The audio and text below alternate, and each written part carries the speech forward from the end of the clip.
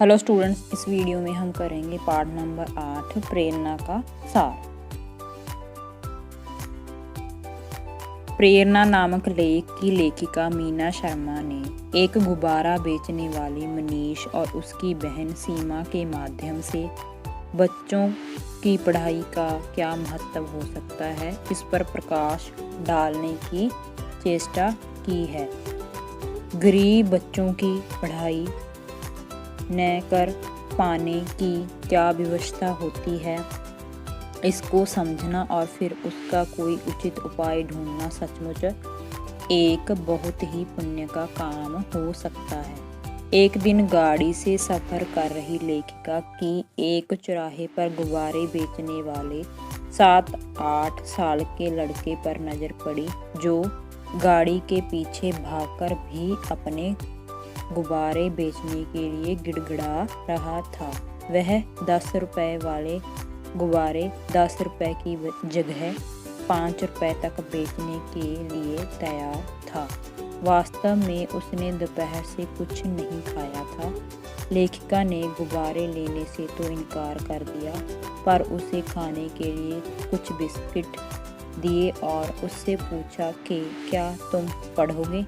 इस बात को अनसुनी करके उसने अपनी बहन के लिए भी बिस्किट मांग लिए और बिस्किट मिल जाने पर पढ़ने के लिए फिर इनकार कर दिया। जब लेखिका ने उससे न पढ़ने का कारण पूछा तो उसने कहा कि उसे कौन पढ़ाएगा, और साथ ही उसने पिता के न होने, अपनी माँ की दयनीय अवस्था और अपनी बहन के बारे में भी सब कुछ सच सच बता दिया।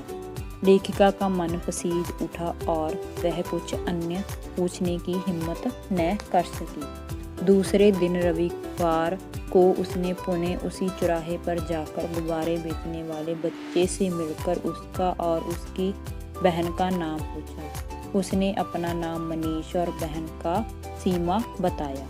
लेखिका गाड़ी से उतरकर उसके पास ही पैरों के बल बैठ गई और उन्हें खाने के लिए 2 चॉकलेट दिए, जो उन्होंने मिल बांट कर खा लिए।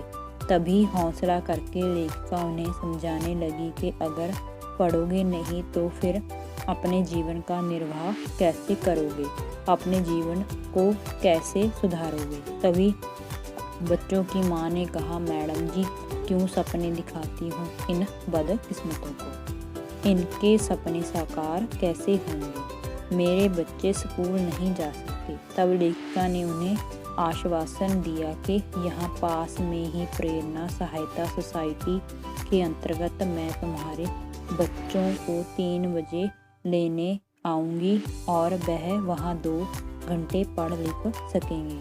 सभी प्रसन्न हो गए।